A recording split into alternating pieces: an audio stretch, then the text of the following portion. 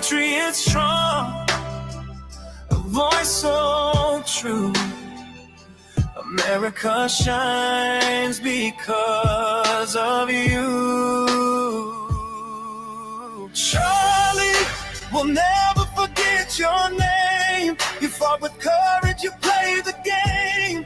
Your light will guide us through the storm, forever in our hearts. You live on.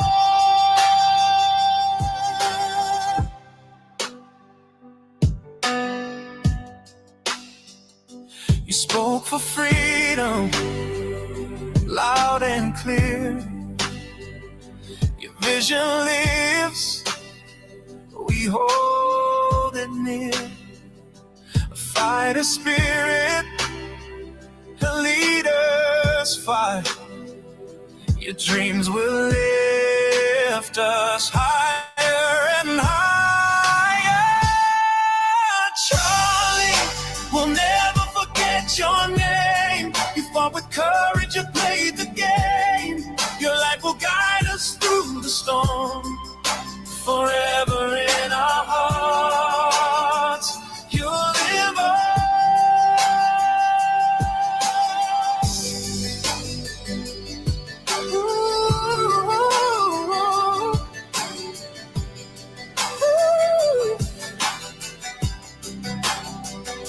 I stand today with pride and tears. Your legacy will last for years. A true American, brave and free. Charlie, you'll always be family. Charlie, we'll never forget your name. You fought with courage, you played the game. Your light will guide us through the storm, forever in our hearts. You'll live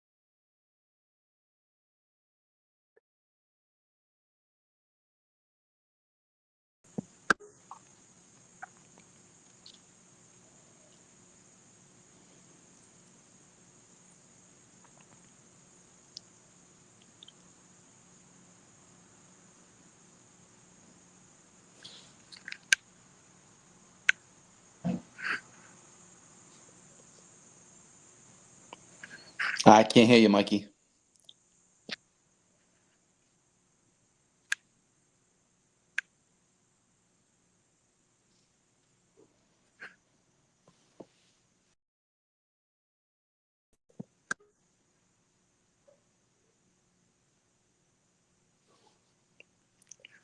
No sound.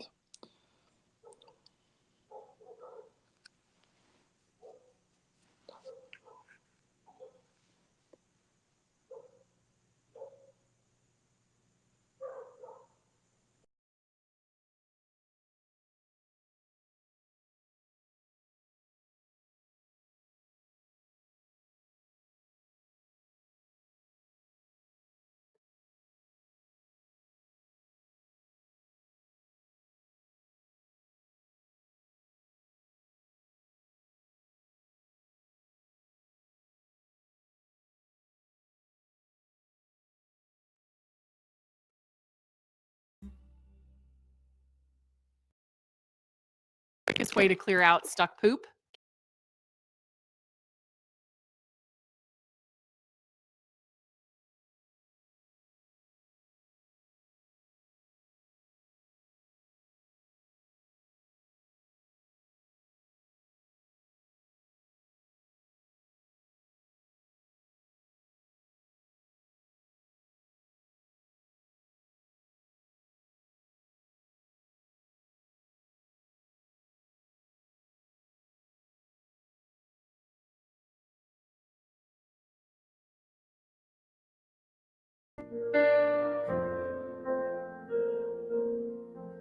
I remember the silence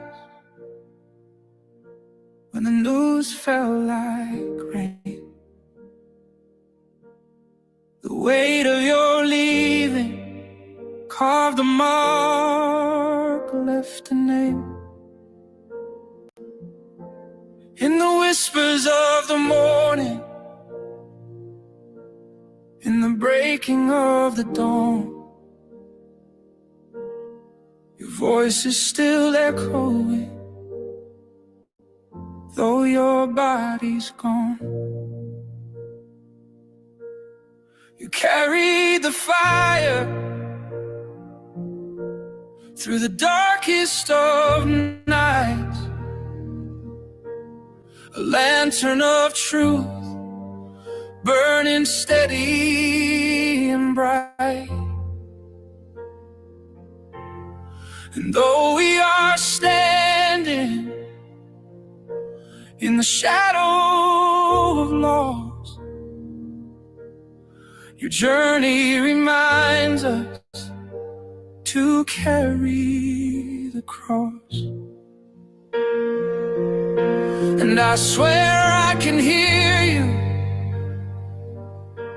in the wind when it sings, in the hush of the evening, in the rustle of wings. All right, that should be better. Yep, I got you now. There we go. There we go. Coach Piva, man, we had some technical difficulties. You know, I need to get my sidekick back over here, Eric, man. What's going on, Coach? Hey, how we doing? All right, not bad, man. Week 1, another football season. I haven't talked to you since last season. Yeah. Yep. You know, We're back at it. yeah, back at it. And you played a game. You know, you had your injury fun against Pontiganset last week. You know, you get back on the field this week. Yeah. We were pretty successful yesterday. We had a good game with Situate. Fortunate enough to come out on top, 35-15, and kids made some plays out there, and we played well. Our preseason stuff is kind of carried over into week 1. We challenged ourselves with the joint practices with West Warwick and Burrville. We had a scrimmage with Lincoln, and then we had the injury fun with Pano. So we kind of swung and punched against our weight a little bit, and it had us ready to play yesterday. Nice. Now, you know, you got the kids going hard. You know, you kept a lot of kids the last season. You only graduated a handful of kids. How's the chemistry with the program? Really good.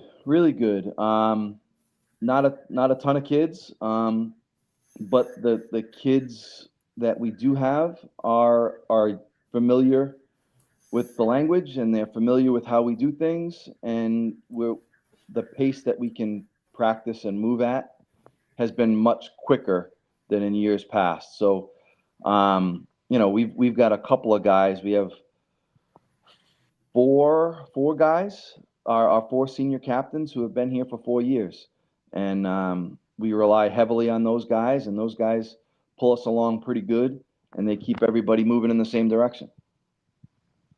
Tell us a little bit about some of your leading members this season. Some of your role players. Yeah, well, we have our 4 senior captains. They were captains last year as juniors. They're back as captains this year. You know, Ben Black's our quarterback, and Ethan Corbo is our safety and our wide receiver. Andrew Stark is our defensive end and our tight end. And Owen O'Reilly plays middle linebacker for us, and he plays offensive line. And those are our four guys, and we have guys like junior Jaden Lynch, who kind of jumped onto the scene last year. He plays out of the slot. He plays some running back for us, and he plays free safety. He's doing a fantastic job. He had a touchdown against Pontiac in the injury fund. He had 2 more yesterday, so he's off to a really, really good start.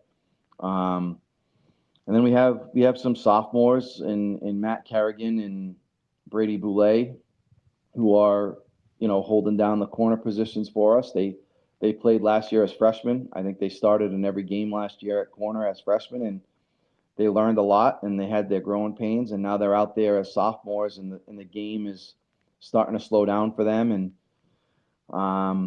they're getting good. And the offensive line, we have a new guy, his first year player, is a senior, but we're thrilled with him and Ben Tessier. We have another senior, Devin Brotka, who came on last year and kind of learned the game, and he's playing outside linebacker for us and a little bit of running back. So he's doing really, really well this year as a senior. So we just had some guys who gained valuable experience last year, and they're out there, playing well. And now next week you're on to Juanita Sanchez, correct? Yep. Or am I reading that We'll wrong? get Juanita Sanchez. Conley Stadium next Saturday night. It'll be a night game, 6:00, I think, is kickoff, and that should be a really fun atmosphere and a really fun environment to play in, and we're looking forward to it. Juanita and the boys, they're coming off a win against Tollgate. This week, do you think, by looking at the film, I mean, I don't even know if there's enough film out there. Does Juanita Sanchez, do you think there'll be a problem? Listen, winning a football game is never easy. So No, it isn't. Everybody's a problem. Everybody's a problem for us, and that's how we have to view it and look at it. I've always said who the opponent is doesn't matter. We have to do what we have to do, and we have to control what we can control. And if we go out and compete, well, whatever happens after that happens after that. And Juanita is just next on our schedule, so that's who we're going to go play. Coach, in the crazy world, you see what's going on in society with Charlie Kirk being assassinated, by a 22-year-old, still young, and I know you still communicate with a lot of your former players. Should we be worried about some of these young minds and how they're being influenced, and should we do more to try to stay tapped in with them even after they graduate? Absolutely. I mean, the relationships that I try to build and the relationships that I try to form, they don't go away when they walk across the stage. The highlights of our week are when we get some of our former players to come back and say hello and get a chance to check in. And I probably don't do it as much as I'd like to, but I lob out text messages to former players all the time just to say, hey, just checking in. And fortunately, the relationships that we've built, I usually get a response. So I try to stay locked in with some of these guys. And I tell them all the time when they play for me, whether they started, whether they're captains, whether they play 2 snaps a game or whether they play the whole game, once you play for me, you play for me for life, and I'm always there. So, fortunately, we work hard to build those relationships, and we keep them. So we've had a lot of good kids, and they're really good kids, and they're doing really well right now. So, knock on wood, everything's good in terms of my family, so to speak. Absolutely. We had Coach Ferraro on last week, and he said that he likes to form a long-term relationship with the kids. He wants to be invited to their wedding. He wants to know when they have children. And Coach Ferraro was one of the Yep. best to ever wear a whistle, you ask me, and in Rhode Island, as far as I could remember. Um, Yeah, so he's got my vote, that's for sure. absolutely, and we always talk about that, and another coach, somebody that's dear to your heart, Coach Pennington, another old dog, and we talked about this last week because somebody said to me, "Hey, you said a couple of years ago that the new guys were gonna push out the old guys, and it looks like the old guys are the ones that are still here getting it done." And so I had to kind of come back on my words, Coach Ferraro, one of the best to do it. Coach Pennington has a Super Bowl in all three Division 2, 3, and 4. I'm not sure if there's another coach that actually achieves that. So two Yeah. great coaches, Sandy Gorham. A Yep. lot of people have different opinions. Another old dog that can still get it done. And are you an old dog or a young pup? My my body certainly tells me I'm an old dog. I come out of that practice and game exhausted and tired. Absolutely, and you have a nice supporting But staff.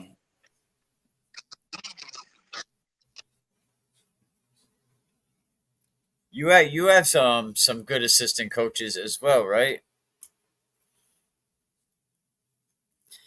I think we lost Coach Piver. I can't hear him. Yeah, he dropped off. But yeah, we're having some good conversation. Shout out to Coach Piver. North Smithfield picked up the win. Shout out to him. Give me a second while we straighten things out. We're supposed to have my man Cliff is supposed to be coming back up in here, so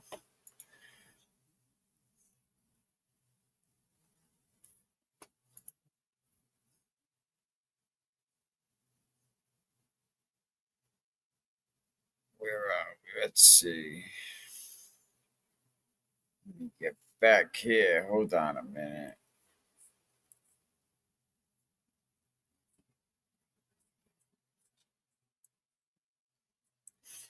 All right, my bad. Here he comes. He's coming back right now.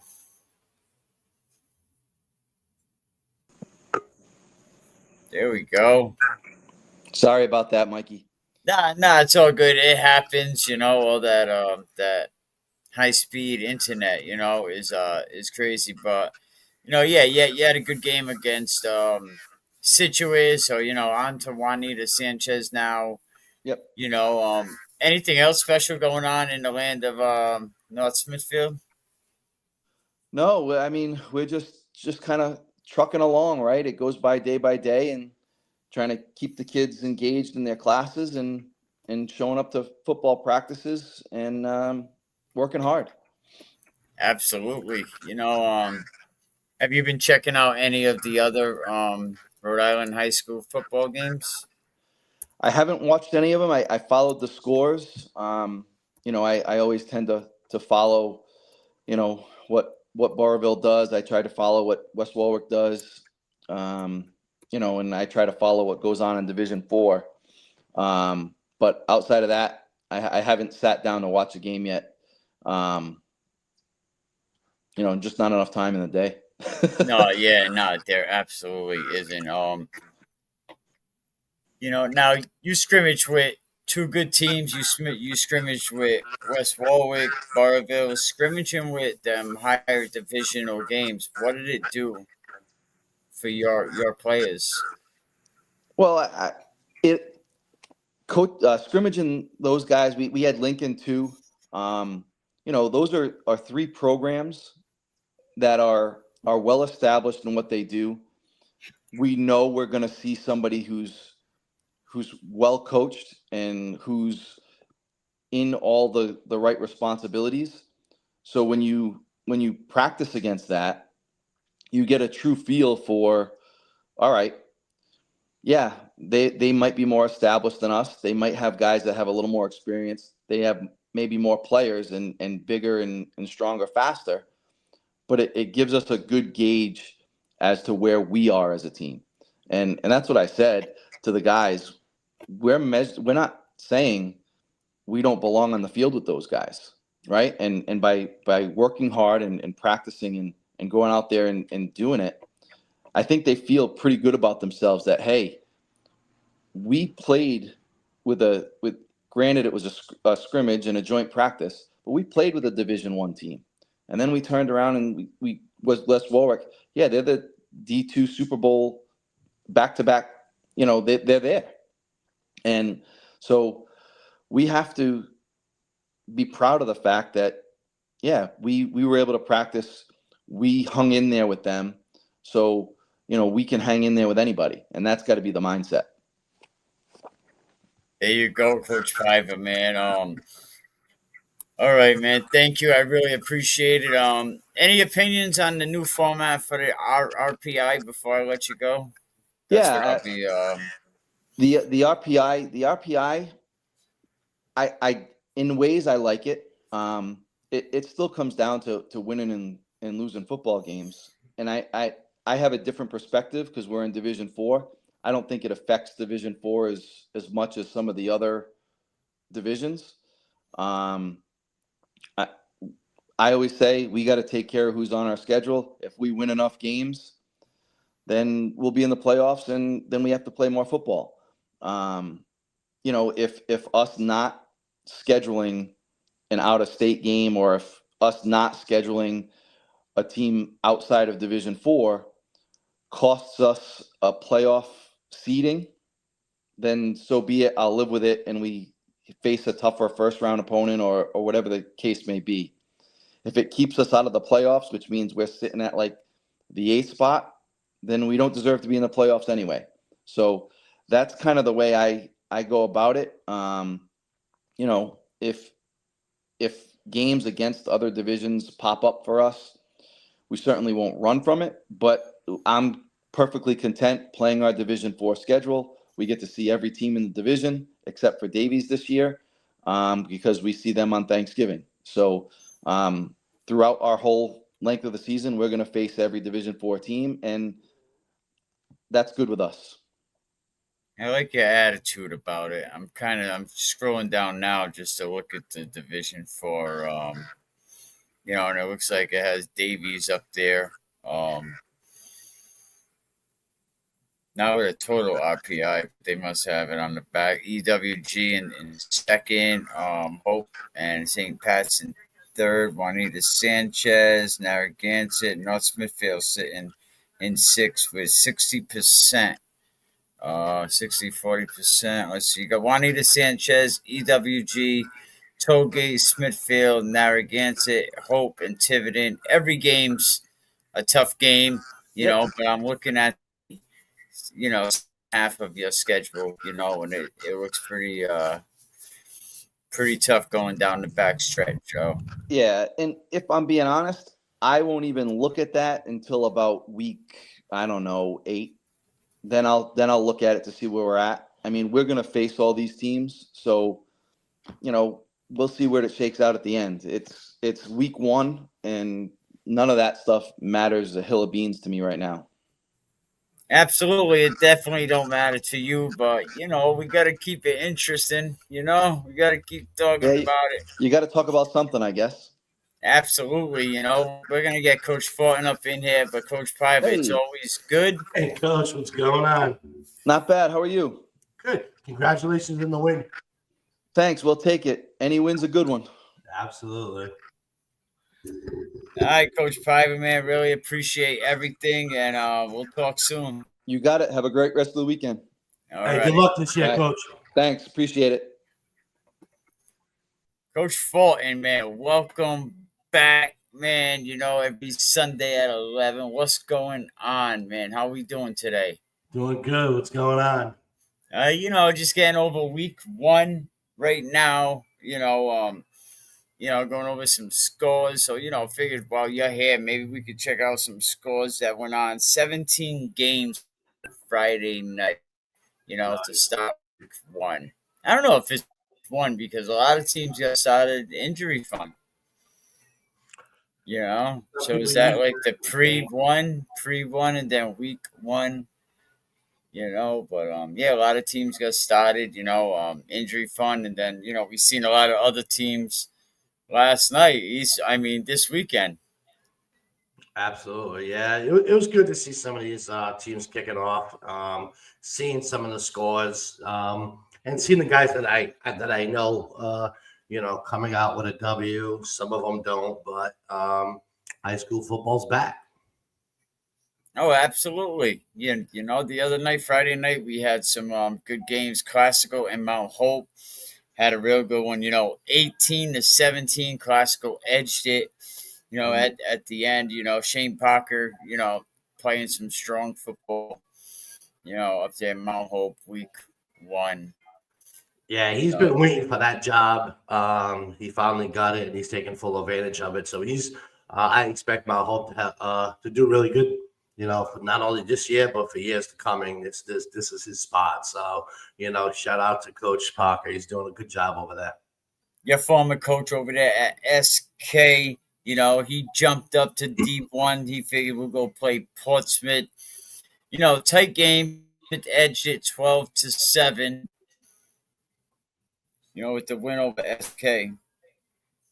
Coach Zanella? Yep. Yeah, no, he went to South Kingston, and he's been in the game for 20 plus years. So he's got a lot of experience behind him.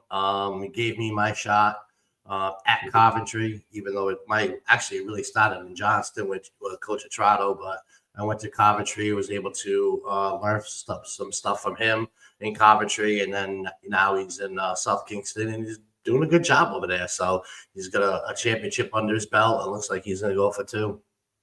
Yeah, super. I don't know about a while. Let's pump the brakes a little bit over there. Yeah, I go for 2. Let's go. Easy there, boy. Easy. And then Smithfield played Tri-County. Smithfield got their boots rocked. Respectfully, I'll say that 42-0. Oh, yeah, that's not a good outing. It's tough when you're playing a different school outside of Rhode Island. There's no familiarity with it whatsoever. You may get film, but it's not the same as playing, in Rhode Island. Having an understanding of what team really has, what players, their tendencies. It's tough just to look at one film and then go out there and try to compete. And if they're doing something that you don't normally see, that'll make it difficult not only for that game, but for games to come.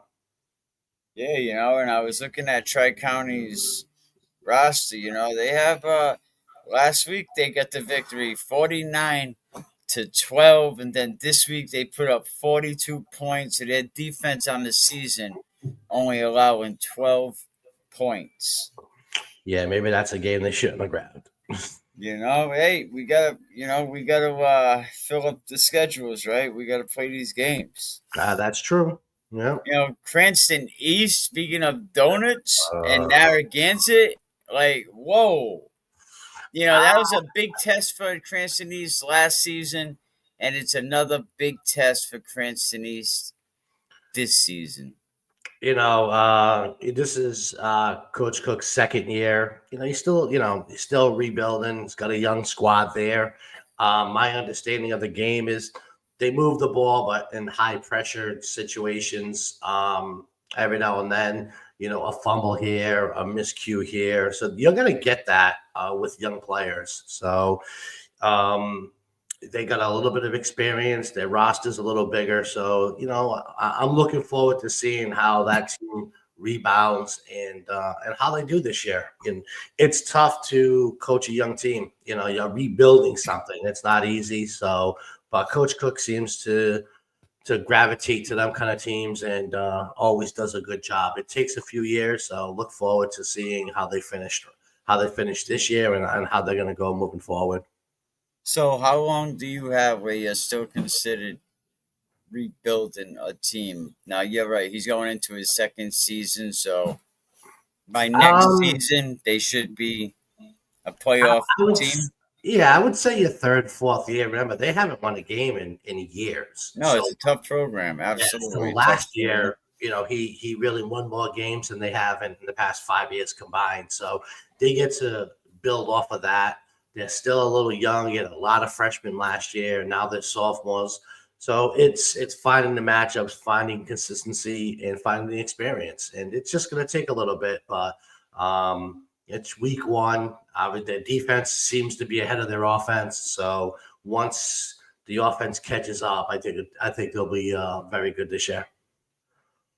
EWG and Charahoe battled it out. EWG coming out on the bottom end of that, 27-14.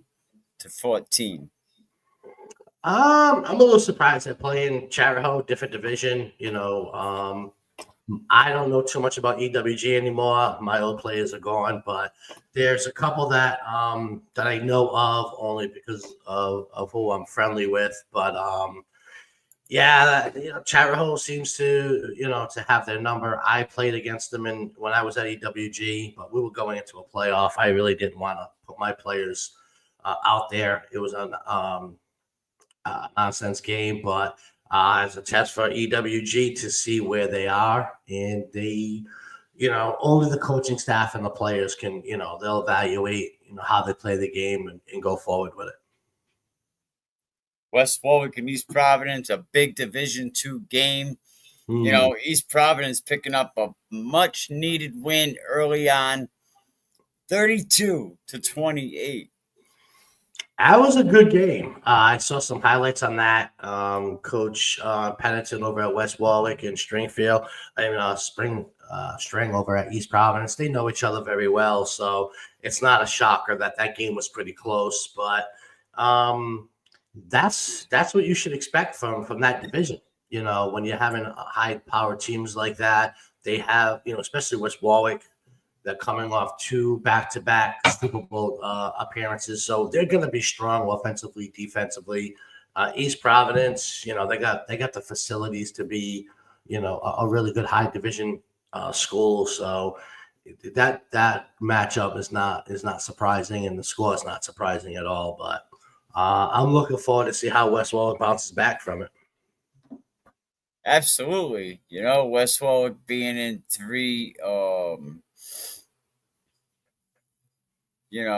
I'm sorry, not 3 back-to-back Super Bowls. Yeah, so Yeah, that so is building pretty that program very well. Oh yeah, and I don't know if there is another coach that really has been into, been to a Super Bowl in 3 different divisions. So shout out to him. Absolutely. Not easy to do. Nope. Give me 1 second. Cumberland and Barrington, went back and forth. Cumberland pulling out ahead of that with a new coaching staff, 28-21. Division I game where everybody makes the playoffs. That should be a slogan, huh? Come to Rhode Island, Division I, where everybody makes the playoffs. Right. Just make it a big tournament like they do down in Texas. There we go. Yeah, Cumberland, Cumberland's coach just went to, the NFL, to get his hands involved. Yeah, with Coach Lima, right, over in Jacksonville. Yeah. Coach Lima's gonna go help out, Coach Liam. So congratulations to him. But Cumberland comes out ahead of this one with a new coach. I heard he's a player-friendly coach. They have a transfer from LaSalle over there at Cumberland. Gray Ianelli, over there under center. Cumberland, a big program, over 100 kids. Can they stay inside the top 4 this season? Cumberland's always been, a good program. Yeah, they really are always competitive, always in the middle of the mix. So nothing tells me they shouldn't be. Especially when you have a coach who's a player coach. I think That's probably one of the most important things you could do as a coach is being able to relate to all your players, not just some. So as a coach, you have to know what each player, how you can talk to them, how you can joke with them, but more importantly, how you can coach with them. And that takes a lot of getting inside, inside the head a little bit, having conversations with them. So being a player coach is good. So Bishop Hendricken playing Killingly, picking up the L though. Bishop Hendricken falling to Killingly 32-41. That's what happens when you play a similar team. You're outside of Rhode Island. You're not playing the public schools. You're playing similar programs as they are. So, but again, you could tell that was a competitive game. But that's where they should be playing. They shouldn't be playing in the Rhode Island Interscholastic League. They could just take from too many places. They can take from anywhere in Rhode Island, Massachusetts, Connecticut. So why, that's the biggest debate. Why are they continuing playing in this division with public schools from Rhode Island? Although, Westerly and not Westerly, North Kingston and Central, they love to battle them. But this is where Bishop Hendricken should be playing. She's playing, teams like Killingly. Obviously, he came out with a loss, but it seems like them teams are pretty equal, and Hendricken couldn't beat on them like they do with the public schools. They don't have that advantage that they do over the regular schools in Rhode Island. So let's keep it real, right? You take Hendricken outside Rhode Island, they're getting smashed up and down the board. They're not that powerhouse like they are here in Rhode Island. It's easy to go against the teams in Rhode Island that you're taking players from. And I'm not saying that they do it across the board, but you do have an unfair advantage. You can take a really good player from Massachusetts, you can take a good player from Connecticut, and then you could get a couple in Rhode Island. But you can get them from anywhere. You can get them from whether it's in Warwick, whether it's in Barrington, it doesn't matter, Providence. And take them on your team, and it's really difficult for a public school to do it. So when they go outside of Rhode Island, they struggle, and it shows it. So they should probably play in that type of a division. That's just me personally. Next week, Hendricken playing Cumberland, and we seen that game last year. Cumberland got screwed by the refs up and down the field, balls in front of them, just.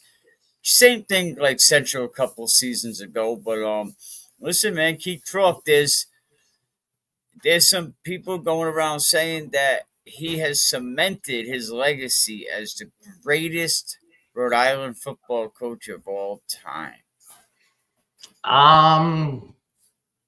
Sure. I don't know. For how they are able to play public schools who are not allowed to do what they can do, that's a disadvantage though. So how can you be great? How can you be the best coach ever when you have an unfair advantage because you're a private school?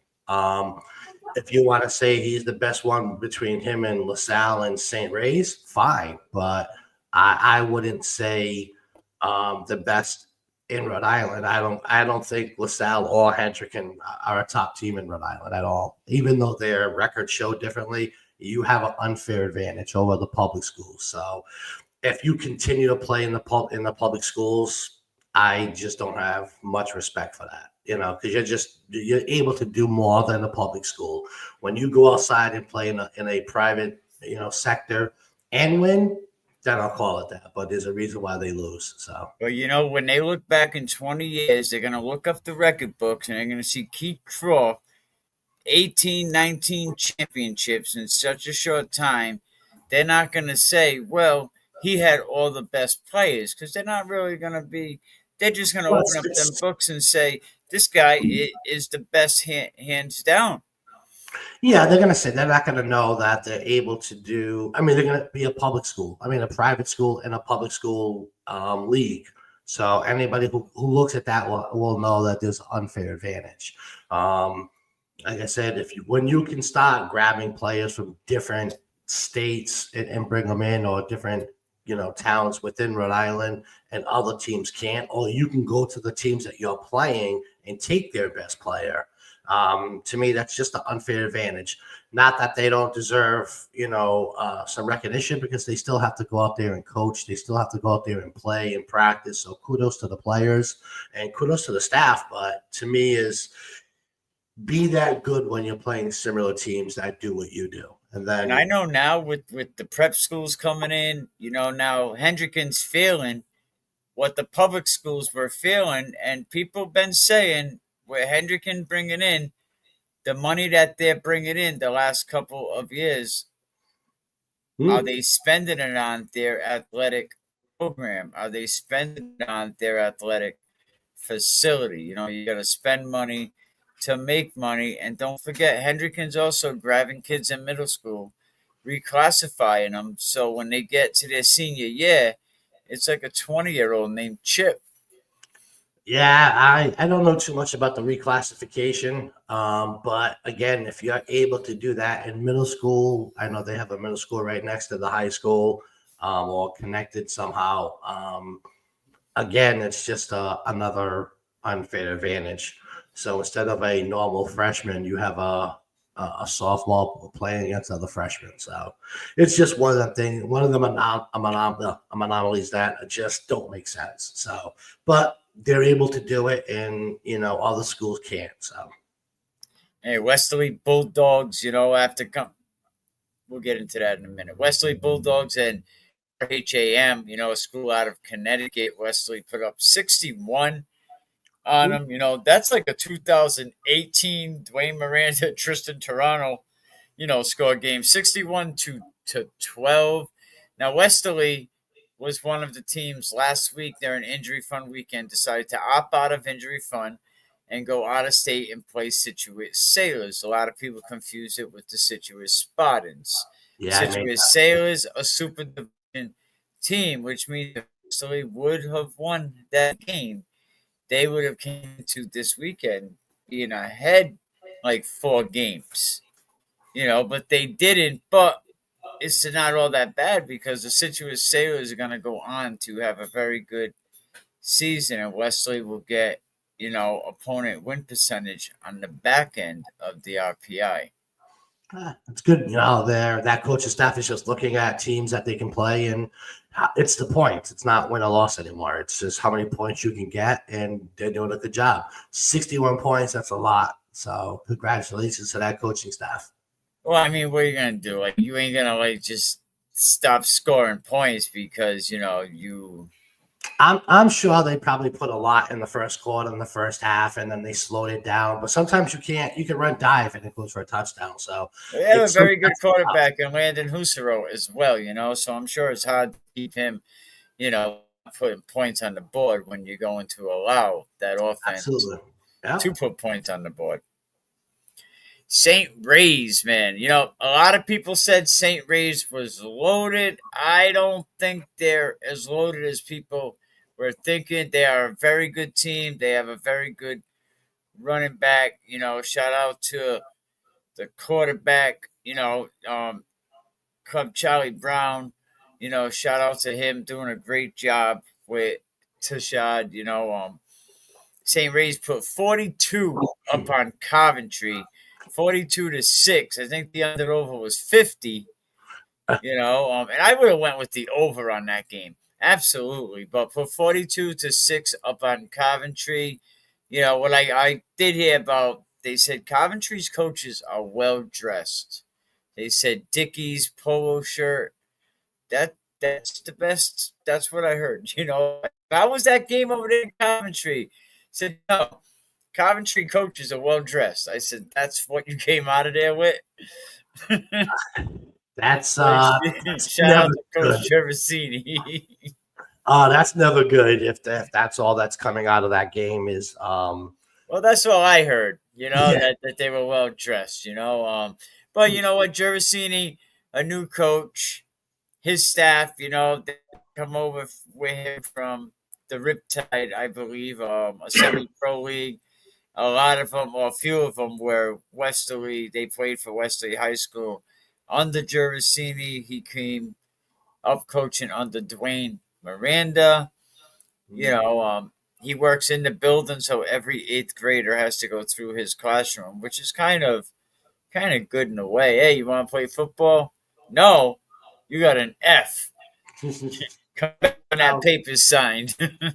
It's interesting to see how Coventry does. You know, I've coached there, you know, a while ago, so I'm always paying attention, even when Coach Alejandro and Cook were down there.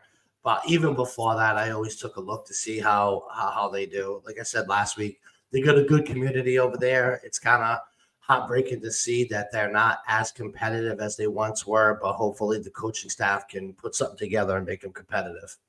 Well, you don't have to say, I'll say, and shout out to Alejandro, and I'm sure one day he'll be grown and he'll be ready for another, head coaching job. He wasn't ready. He He got wasn't a good ready for the experience. job. Hang on, let me finish. He's young, and I'm sure he'll be able to do it again. But you know what? I learned along the way that it's not. I watch a lot of these coaches come and go, and it's more than X's and O's. A lot of moving parts, administration, parents, this, that. You win, you think everything's good. No, shit's blowing up on you. There's a lot more that comes with this game, and I was just speaking on what I seen on an overall. I'm sure one day, but you know what? Right now, this Alejandro ruined that program. Yeah, they had over 80 kids, and they end the season with 25. That being said, I'm sure he's going to go on and be a great assistant with Coach Cook, and maybe in the future he'll be ready to do it again. It just takes time. You need experience to get into being a head coach, but like you said, it's so much more than X's and O's. And once you become a head coach, it's dealing with so many different personalities, dealing with the administration personality, your coaching staff's personality, each player's personality.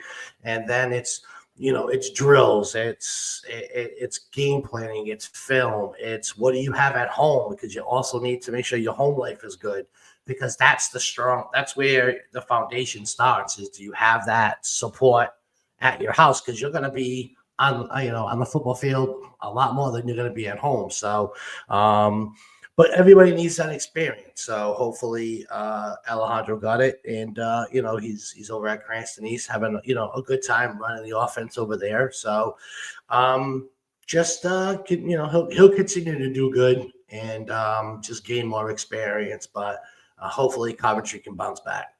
Well, if you notice, when Jimmy Cook was at Ponagansett, after he had that first hiccup, he had like 850 win percentage. He lost like 7 games over there because he could show up and basically coach. They had a good infrastructure.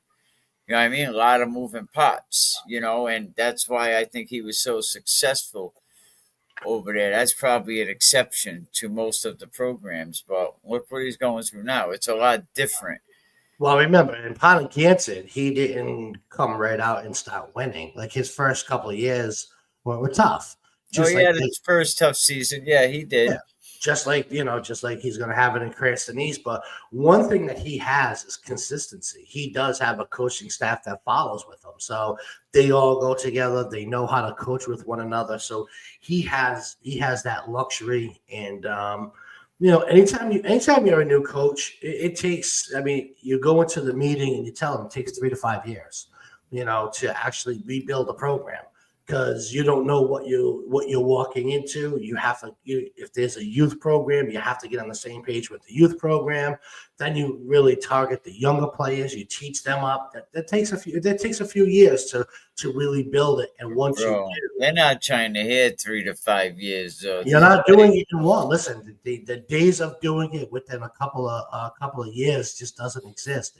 You can get lucky and take over a program that's already there, but to go into a program that you're rebuilding, it's gonna take 3 to 5. It's gonna take a few years to build the foundation, unless you're walking into a perfect situation.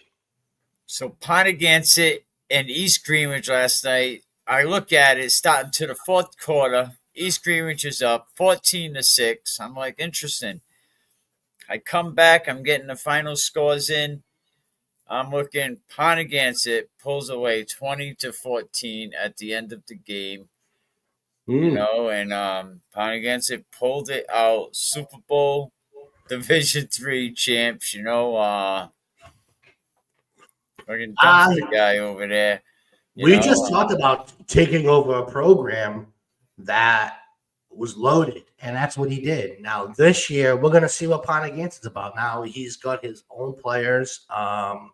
So, he's off to a good start. Let's just see how Ponagansett does without the old players being there from the previous coaching staff, because he walked into a great deal. So, and took advantage of it. Good for him. And let's see what they do from this point going forward. He got a good win. He was behind in the fourth quarter, made his adjustments. He came out with a victory. So that'll be the team to keep your eye on. yeah, absolutely, man. Middletown and Rogers, man, must have been a real, excuse me, tough game. Middletown, Um, 3-0. Yeah, Middletown, they always play hard, and you got Charlie over there at Rogers. So, oh my God, who's that? Who's that Middletown? Matt, I forgot the coach, Matt. Kelser. It's good to see Kessler, my man. Kessler. Frank Kessler, I said it Kessler. wrong. My bad. But I thought it was a baseball score. But that means there was some really good defense being played. So that's some good film work right there. So that's probably, if you love a defense, that was probably the game to see. Probably at the end of the game, both coaches probably needed a day off, because a 3-0's a tough one. Well, Charlie comes over there, takes over a program that young kids. Oh yeah. He's definitely gonna have to rebuild. He's gonna have to rebuild that program. It's going to take a little while, but Charlie's a good coach. I love talking to him about football. We get carried away, and we'll just talk about football all day. So I'm really looking forward to see how he does over there at Rogers. Here's something we don't see every day. Hope 49, Tiverton nothing. So I thought that's just a misprint. Shout out to Coach Quayway, man.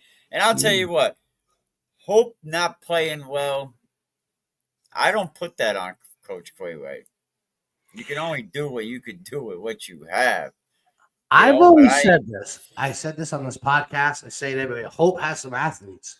You just got to put it together. And when you do, Hope will be a scary team. They are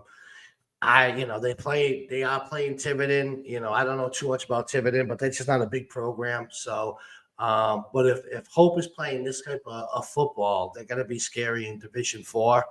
Let's see how they play against the bigger boys. But yeah, I always liked Hope, just because they got good athletes. Even when I played against them, they just, at some point a coach was going to bring it in together, and it looks like they have. So good for them.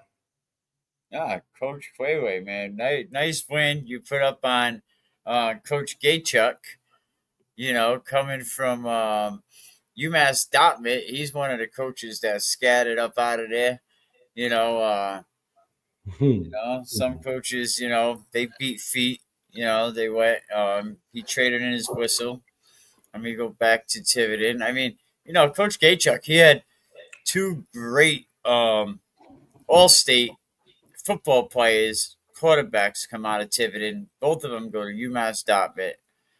Steven, I think, and then his brother Matthew. So two great quarterbacks. So I guess he wants to go back there so he can kind of maybe spark another fire that Tiverton had, during that 2016 to 19 era. That's not an easy task to do, but here's another reason why it's gonna I'm trying to figure the word. A new coach coming in, and it's going to take a few years to rebuild Tiverton. So Tiverton hasn't been top notch in that division in a while. So let's just see what Coach Gaychuk can do. Yeah, I think Coach Gaychuk has his hands full. There's big problem in Rhode Island high school football, and Yeah. it's a bigger problem than sports, and it involves numbers inside the schools. So a lot of schools are dealing with it. I think a lot of people are homeschooling, doing other options, but Pilgrim and Woonsocket, shout out to the coaches down in Woonsocket, new staff down there. Eddie Olette, decides to come back, assistant coach. You know, Dan Coate is down there. He sent me some film with his kid, and I was watching his boy play, and I seen him post something that said something like, he just had to go where he was trusted. So I guess his kid transferred back to Woonsocket, and now he's getting on the field, getting the plays. So assuming that maybe North Kingstown didn't trust him, but I'll tell you what, he was playing. I don't have this the film downloaded, but I will get it downloaded today, and I will post that because he was definitely balling. Oh, what do you think Yes. Woonsocket's gonna do with new staff? People are still bitter over Charlie. I mean, some of the staff says Charlie doesn't be mad at Charlie. He did You it know to something? himself. Charlie moved on. I think everybody else should move on. He's down at Rogers now. Whatever Woonsocket does, they deserve everything they get, good and bad. So I'm gonna leave that comment alone because if it's just what we heard, then shame on them. So, but yeah, I just want to leave that one alone. Pilgrim, Coach Blake. I always admire Coach Blake. He's a good coach. He's always doing stuff. So I know he'll take this loss and he'll find a positive spin on it. He'll get his kids ready for the upcoming week. Well, you got to realize another thing that people keep forgetting. A loss isn't always that bad, especially you have a team that like Woonsocket that you think is going to go on and win a few of their games. You're going to get the money on the back end. That's what a lot of people seem to forget about this new RPI system. And some people don't like it. They said, I don't see how you have a team that we have a better record ahead of us. Well, yeah, that's true. But at the end of the day, these kids are playing. They're not playing because they're not playing and then hoping points are coming. A loss is a loss, and these kids feel it. They're not really caring about, well, we lost to a team that's going to win the next 3 games, so we'll get their points, get a better percentage, and our percentage will be better against another percentage of another team that their percentage didn't do better than our percentage. Kids ain't doing that. We lost. That's all they care about. The kids win. They're happy when they win. They're not happy when they lost. The percentages and all that will go to the coaching staff. The players weren't happy that they lost the game, and that's the competitiveness in every student athlete, whether it's football or any other sport. They're not taking a loss, but looking at points. They're too competitive for that.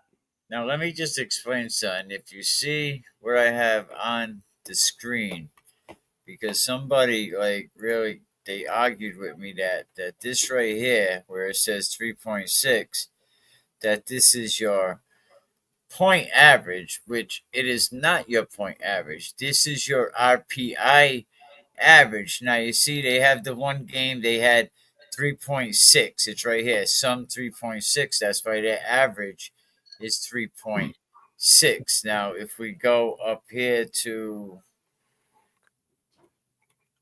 Yeah, I know nothing about that. LaSalle's in top. All right, if we go up here to LaSalle, right, 32, right, 2 games, right. So they divide it, right. 16% is the average. That's That's the average. The RPI average. It's Yeah, not a point average. no, I just look at they're 2-0. Oh yeah, no, I get that, but I know the problem is, come the end of the year, that's not how they're looking at it. No, it's some type of point thing and whatever. See, win percentage 16 right here. Again, so this isn't a point average. I get it. You scored this and that, but LaSalle right there, 9.6 in the RPI. Bishop Hendricken in second, 6.0. Here's where teams can get tripped up, with the RPI average. But let's get back to what we was originally talking about. Central again, they play an out-of-state team, 26-34. I think Washington, they what are you lost. This is doing? a third loss. Oh, what happened? Can you hear me? I can hear you. Can you hear Oh, me? all right. Yeah, yeah. Yeah. Central ended up playing Milton. This Mm. is Central's third loss. I heard a rumor that Central is losing its freshman program, which is kind of screwed up, because I'm thinking, all right, you lose your freshman program, but I didn't realize you lose your freshman program, you lose a paid coach. And that's where it's kind of big. Like, we don't have enough paid coaches as it is, and now we're going to lose another paid coach. So I just wonder if there's other programs in the city of Providence that are It's not also. just that. If you lose a freshman program, it's much more than losing another paid coach. It's losing the foundation of your program because you need freshmen to grow within your system. So when they get to that sophomore, junior, they're playing varsity. Especially as a junior, playing varsity football, your junior year, your senior year. If you lose out on freshmen, whether they transfer or now they're out of football for 2 years. It's like, even though they're coming as a junior, it's like taking over, coming in as a freshman because you've been out of football for 2 years. So it will hurt the program. But if I know Mike Washington as well as they do, he'll fight tooth and nail to keep that program. So I hope he does, and hope they don't lose the freshman program.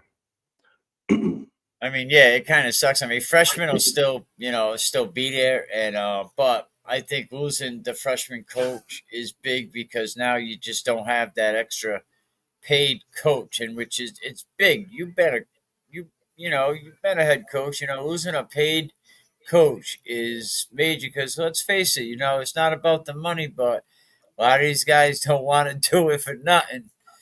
They want that stipend. Well, you know what it does? It pays for your gas. You know what I mean? You're not going to get rich, coaching high school football. That's for sure.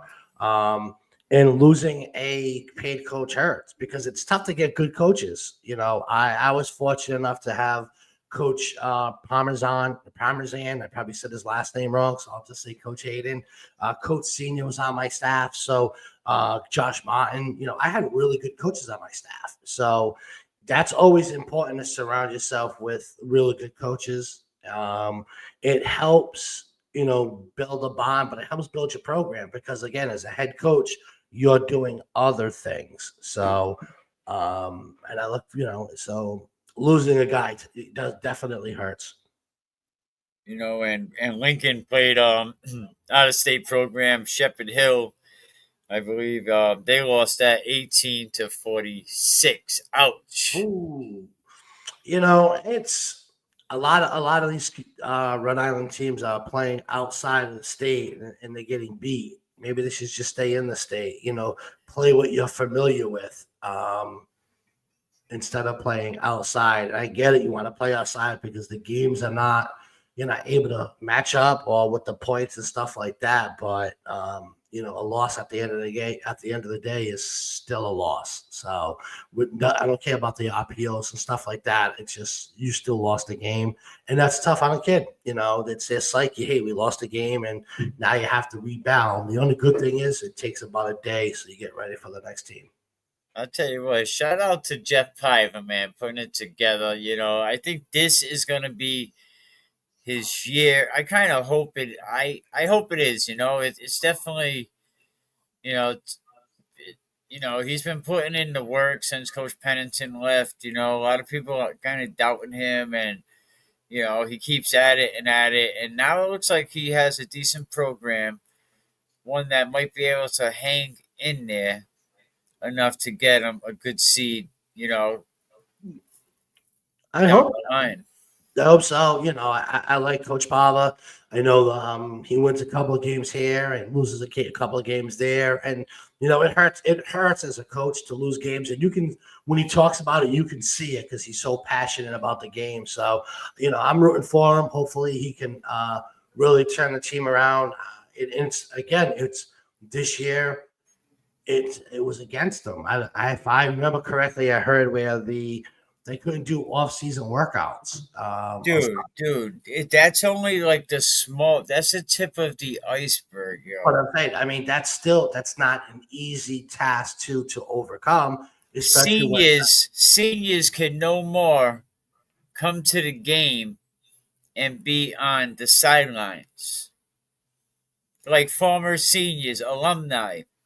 yeah, that's you want alumni. You want the old kids to come back. You want that school spirit. I don't know why anybody's taking that away. I hear this the superintendent that's enforcing a lot of this stuff, and he's making the athletic director. Come on, you have the gym locked during off season. You're handicapping your program. Something went down with the girls' cheerleading team that made the two cheerleaders either quit, get fired for whatever. But there's a lot of stuff going down at North Smithfield that I don't blame Coach Private, and that's why I don't even ask him what the situation is. But I do hear it's crazy down there. Come on, you can't work out in a gym. You got to go to a private gym like the base, and it ain't only football.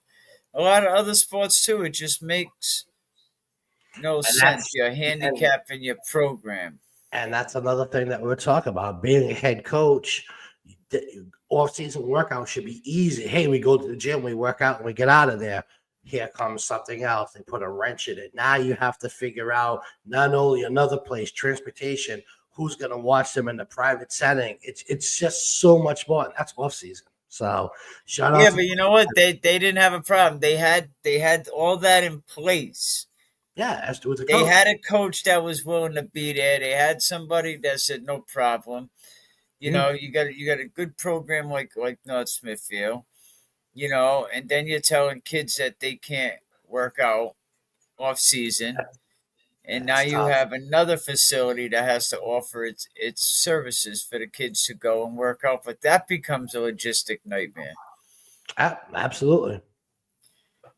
And this is what other platforms are never going to tell you. They're never going to tell you that the superintendent is using the athletic director, to push these narratives. You can't work out off season. The alumni can't be on the sideline. Like, I never heard of such a thing. Like, the alumni comes back and donates money. Like, the kids are deserving to be on the sideline. Look a couple years ago, the Cole Vowels and his program over a rumor, an anonymous email, and you create a whole big investigation. They had a good team at that point, but they couldn't, do off season Yeah, workouts, all this that's a stuff, shame. just to That's find out, oh, my bad. And they that's a never shame. even apologized to the kids. Nah, it's tough. They still tell me we're still waiting for them to we're gonna be right there standing with you when we find out that you didn't do nothing wrong. And not one of them town officials, still to this day, and I know because I'd be asking them. Not one town official has been there to say, I stand with the class of 2020 or whatever the class was. I stand with you guys because you guys got royally screwed in North Smithfield. But no one else is going to tell you that.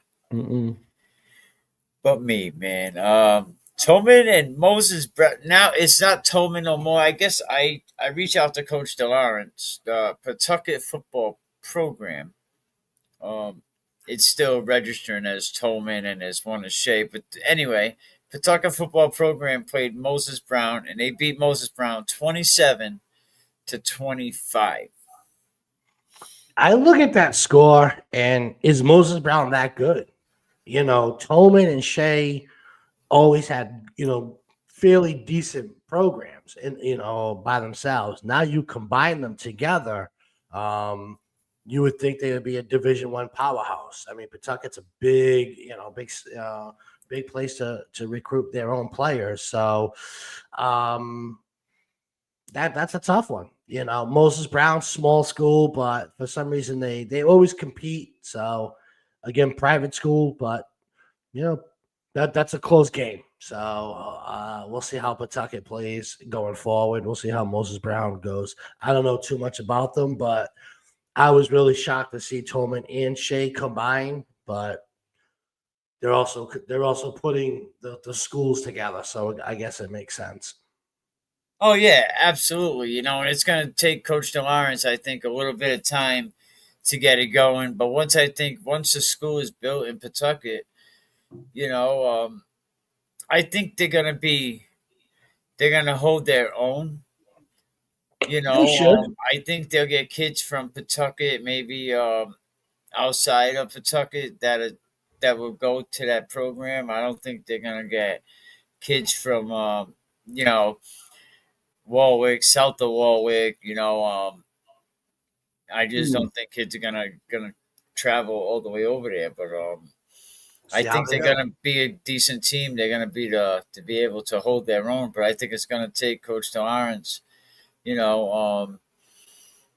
some time to do it on a consistent basis. But if anyone can do it, he can do it because he's been consistent over at Tolman. I'm not even gonna hate.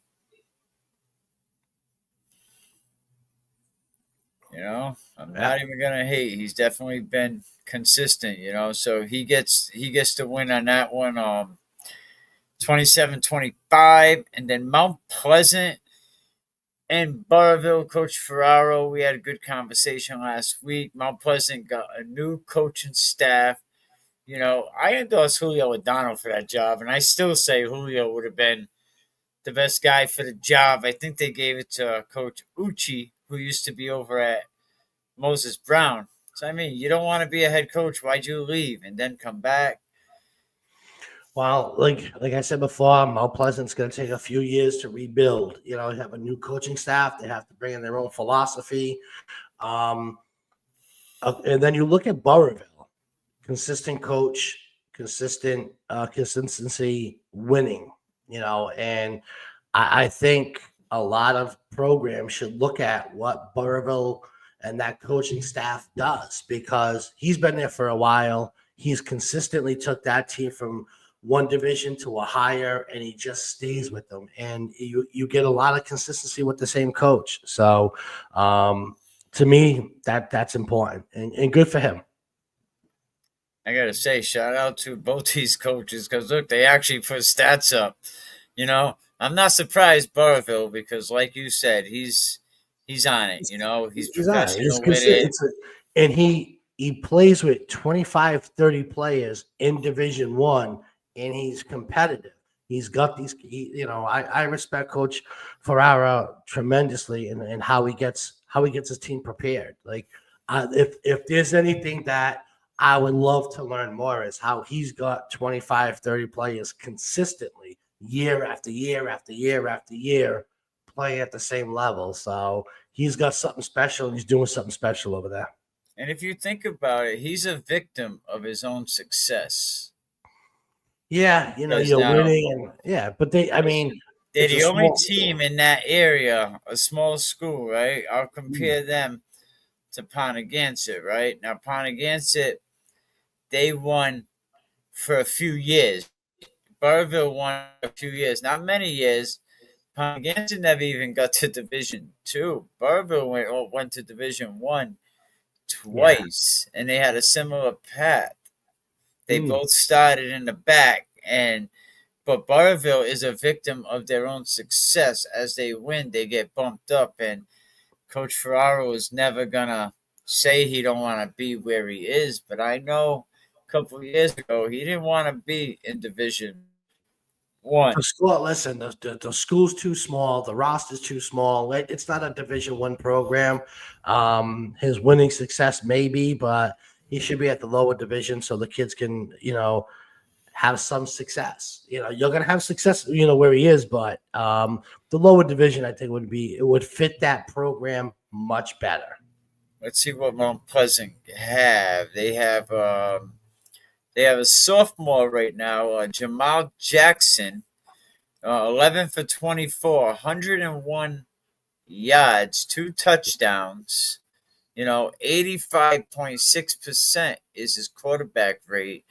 Always interesting to see that. A sophomore.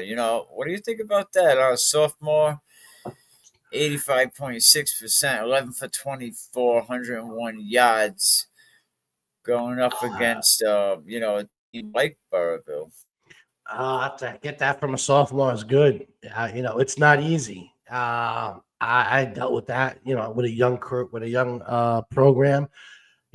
Sophomore athletes are going to make sophomore mistakes. So to come off like that and have that kind of a quarterback rating, good for him. And that means he'll only get better as the season goes and as his career at the high school level goes.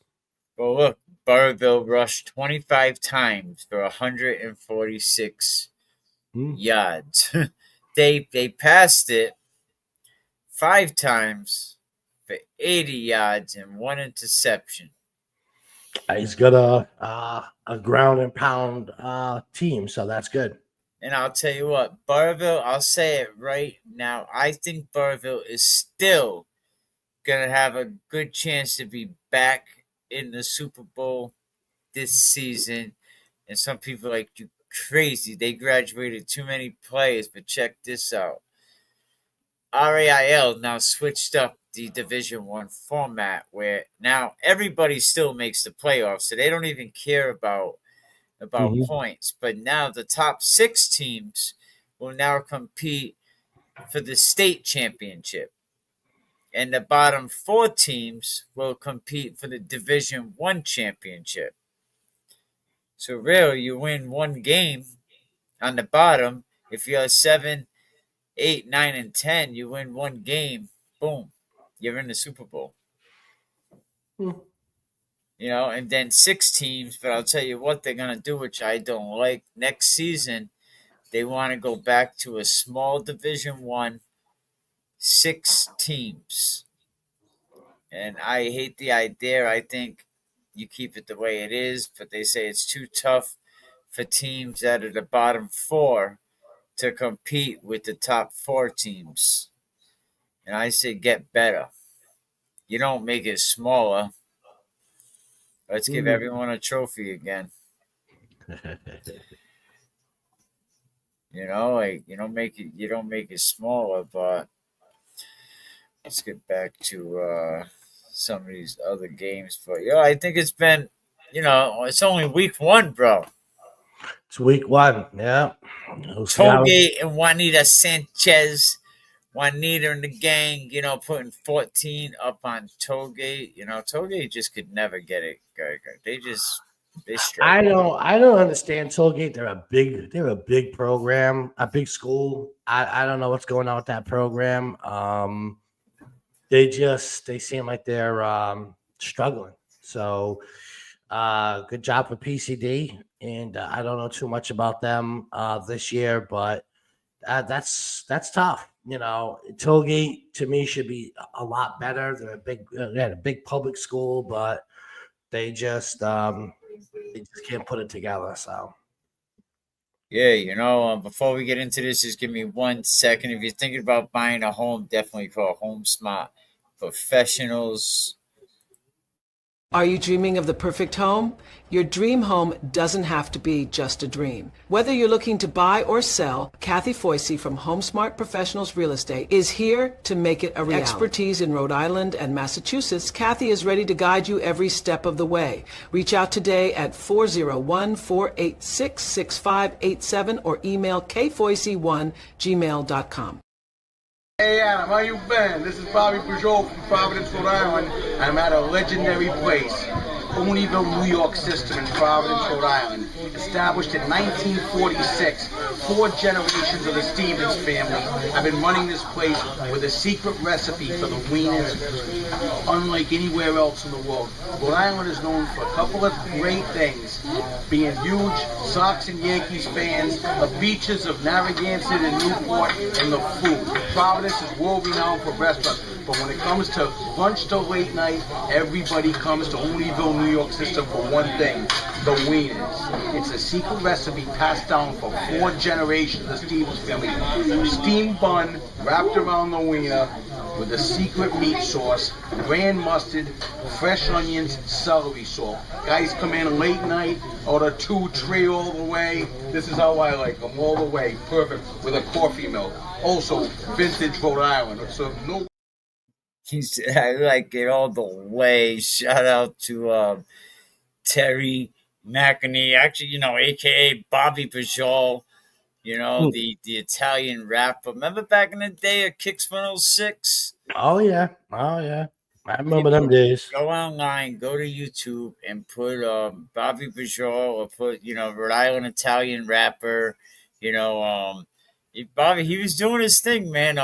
And the funny thing is, he's in the courtroom talking just like that, hands flying, got the pinky ring.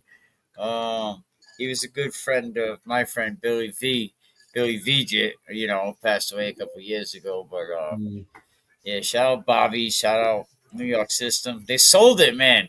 Yeah, no. They sold it. Yeah, Just like the old canteen, a freaking hot dog joint. I'm like, but here's what I say about the New York system.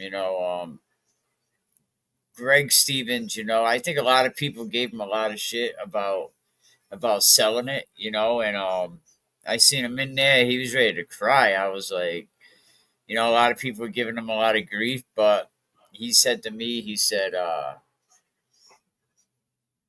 2010 was 15 years ago. He said, and it don't seem like a long time ago. He said, I don't have no kids. In 15 years, I'll be 80 something, what I want to enjoy some of my life, my sister, absolutely. Yeah. he don't want it, so they really have no one to give it to. No bank is going to give anybody the type of money that he got for that place. So he needed someone to come in and just write the check. He found somebody. But my opinion, 5 years tops. We'll see. I don't think it lasts. I don't, because you know why? The New York system is a place that there's no law and order there. You know what I mean? And they're going to try to come in and make it corporate because it's a corporation that bought it, and corporations are worried about lawsuits. They got the 2030 up the arm. They're yelling things across. They're saying foul language jokes. They're taking pictures. Shit, who comes in the back door? You know what I mean? Like, it's like Tommy walking out, friggin' Tommy walking out once a week. Fist fights. We all know the background of that. So, but it's just like corporate, the New York system, corporate. I know. I don't see it, man. Like I just know a lot of behind the scenes shit, and they have alcohol now. Not the Oneyville one. They said nah. Cranston does. You can go to Cranston, have a beer, have wine or something. But yeah, it's. I just don't know if the New York system in Oneyville is going to be able to. It survived the way it is in Oneyville because of the way that the Greeks ran it back in the day. They didn't play no games. Yet I took my family there after my father's wake, and we know the guy, so I'm yelling things. My daughter's like, "You're being rude, Dad," and I said, "Nah, that's how it is.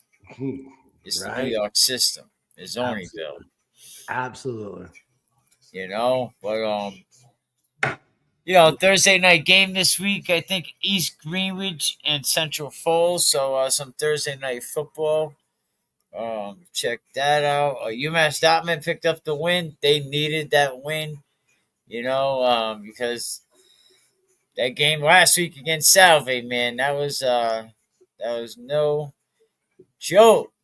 Coach Vesta don't want them problems, That's what happens. But all right, Coach, man, what's going on with you? Anything? Just working, doing the podcast, living life. Having a good old time. I'm all over the joint. Shout out Raiders Nation. Yes, we got it. Like I said, we went to the Patriot game. That was great. Met a lot of Raider fans. I did the podcast a little bit from there. It was good to get the win, and we play Monday night. So I'm really excited about what the Raiders are going to do this year. New staff, new players. So it's really boosting the podcast. The second podcast that we're coming out with, we're halfway done with all the episodes that we have. I'm still throwing around what name I want to go with, but once that comes out, I'll definitely let you know. But if you want to see the Raider Fan Podcast, go to YouTube and just punch in the Raider Fan Podcast. Go to TikTok. We have this thing where everybody just sends in a photo of them wearing Raider gear, and the women are outdoing the men. I'm really surprised with that. So, but it's good. It seems like there's a group of guys, but then there's individual females, whether it's a hat, a shirt, whatever. So there's a lot of Raider fans all over the joint. And I like to see that. So I bring that to the East Coast. So it's not too bad. I got a pretty good follower for being on the East Coast. Hey, Coach, one last thing, man. Charlie Kirk, something that's been kind of something that happened this week that kind of we all seen it live on TV for the world to see. The big story is a lot of people laughing at it. They're championing off it, downplaying the violence of it.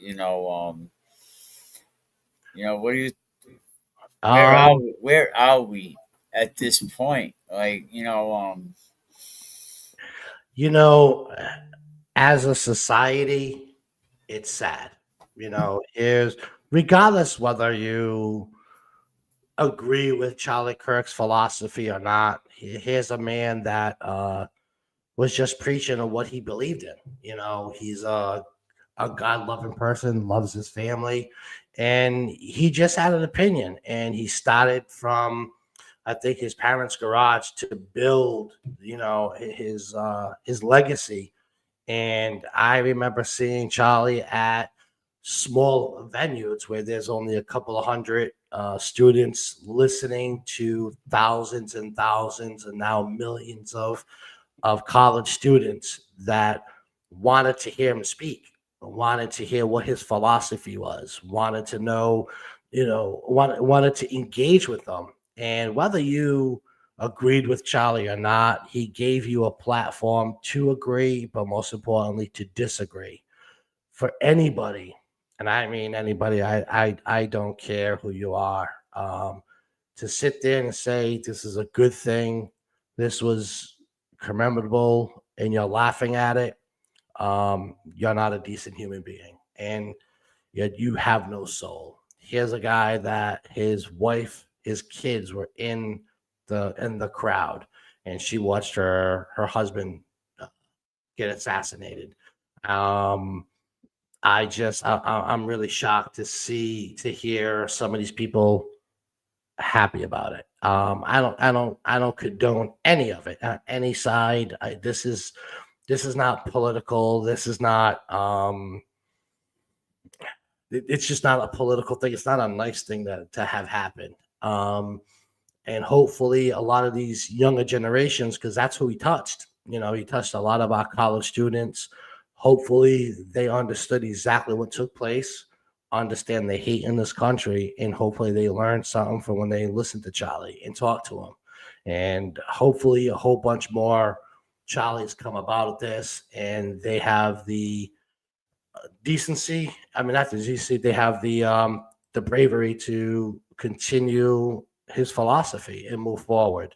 But as a nation, as a country, this is how bad we are divided, that a lot of people think that an assassination on anyone is a good thing. So I like listening to Charlie speak. I love his back and forth with people who agreed and disagreed with him, because he gave you that platform. He gave you the microphone. So he will be remembered as probably one of the great people that was just putting information out there. He's also going to go down as the only, somebody who got assassinated because other people didn't agree with his worldviews. And nobody should be bullied, no one should be assaulted, and definitely nobody should be assassinated for having their own beliefs. So hopefully this is a learning lesson to everybody involved, that just because you don't agree with anybody, this is not acceptable. That's my take on it. And I think what it was hard for people to take is the truth.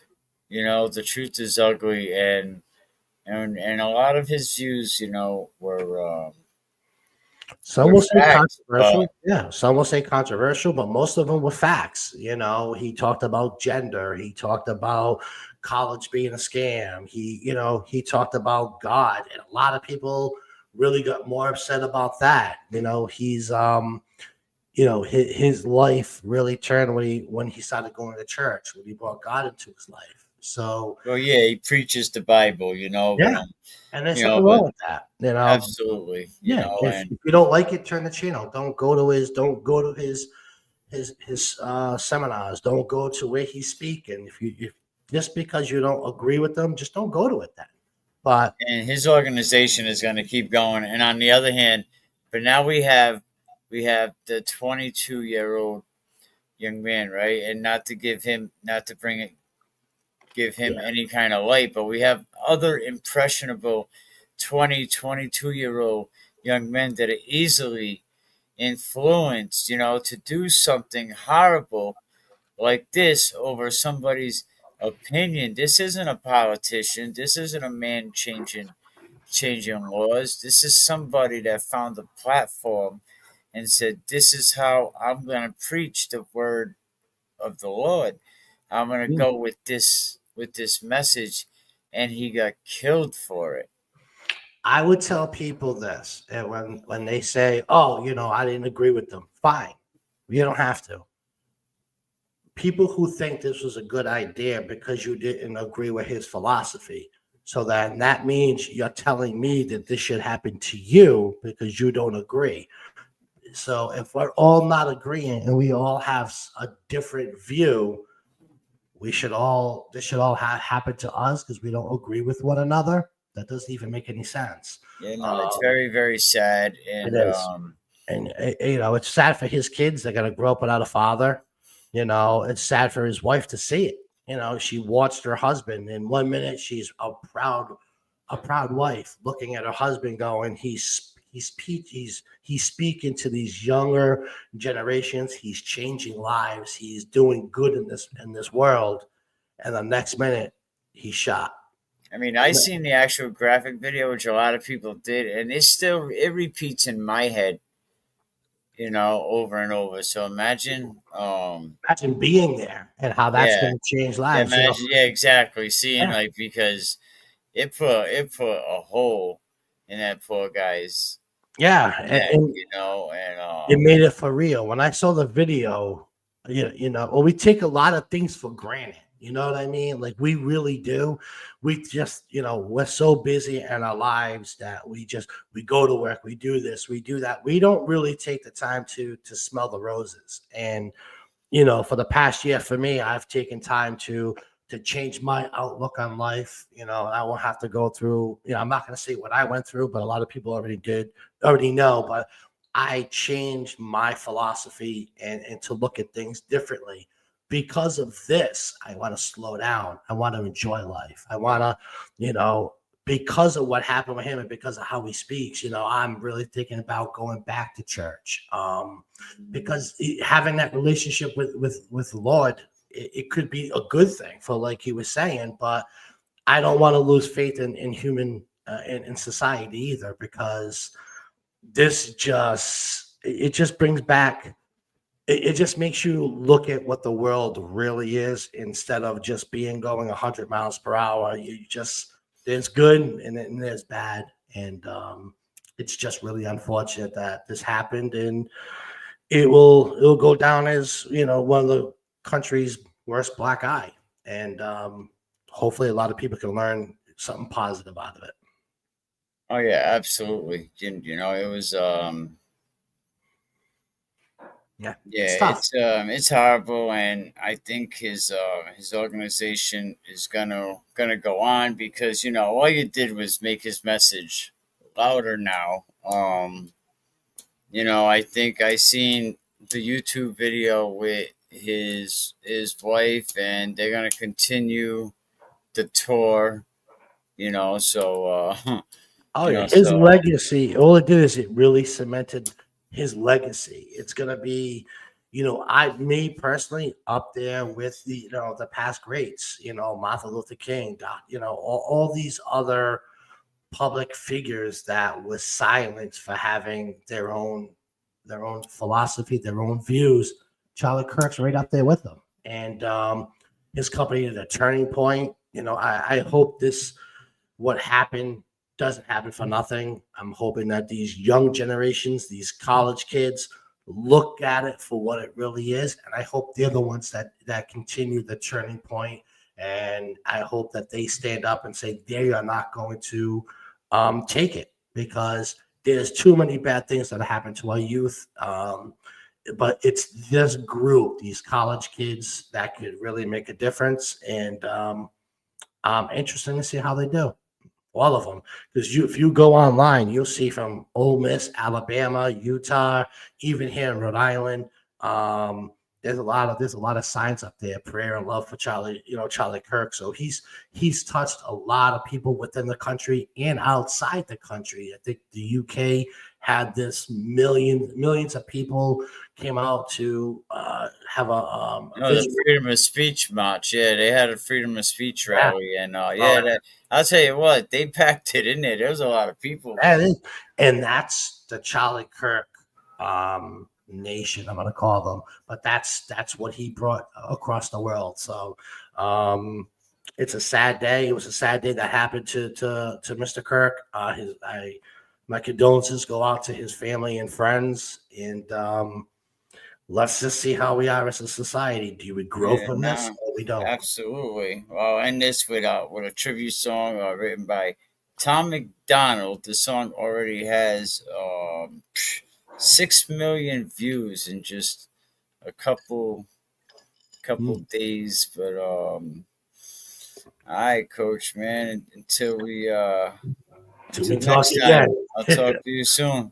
All righty, let's go Raiders. Yeah, I hear you, man. All right, man. Thank you. All right. Well, there you go, Coach Fulton. But we're gonna play Tom McDonald. Let me see. I got all these screens open.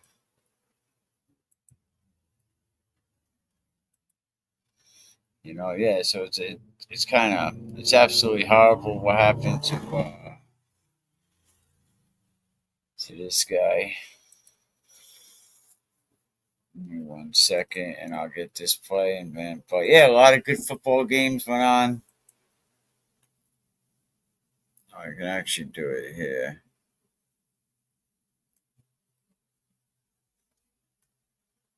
A lot of good football coming up this week.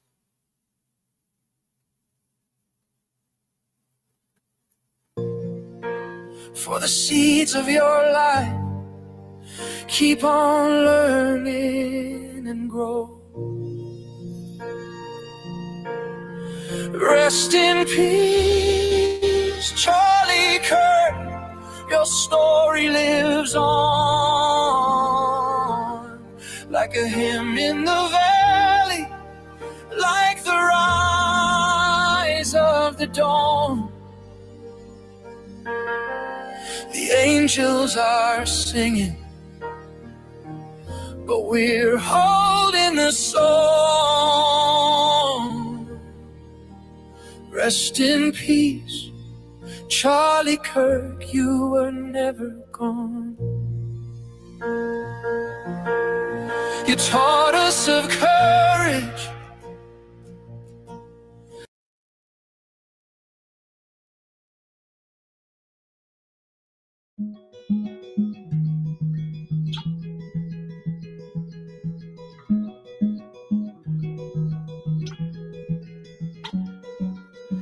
Shot down and he was barely 31. Another woke coward took a life with a gun. He left behind a wife and a daughter and a son. All he did was try to speak for all of us. And I'm so tired of the hatred and the narratives. The patriots ain't dangerous, woke people are the terrorists. They shot and killed the father, sent a message to Americans. They ain't gonna stop until they bury us. Dear Charlie, I don't know if you can see us now, but if heaven has a window, I sure hope you're looking down. Cause we ain't going quiet, we gon' scream your name loud. And you're gone, but I swear to God that we gon' make you proud. We ain't backing off or giving up, I'll preach what you taught me. They may have killed a soldier, but that man had an army. This is far more deep than some political parties. And you can't kill freedom, so this one is for Charlie. This ain't the America that all our parents love, but good men tried to keep making it great. Pray that God will take care of us. The system is failing us, but good men die for the things that they say. And I can't just be quiet, so I gotta be brave, cause this is America. Lately it's scaring us, but one good man can change it all in a day. Killed in cold blood for having a discussion, and liberals are celebrating murder like it's justice. You didn't kill a villain or the evil that it comes with. You killed a father and a husband.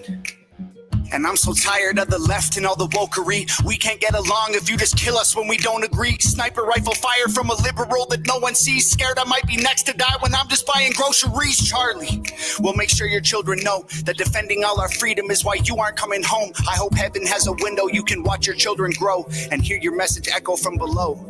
And we ain't backing off or giving up, I'll preach what you taught me. They may have killed a soldier, but that man had an army. This is far more deep than some political parties. And you can't kill freedom, so this one is for Charlie. This ain't the America that all our parents love, but good men tried to keep making it great. Pray that God will take care of us. The system is failing us, but good men die for the things that they say. And I can't just be quiet, so I gotta be brave, cause this is America. Lately it's scaring us, but one good man can change it all in a day.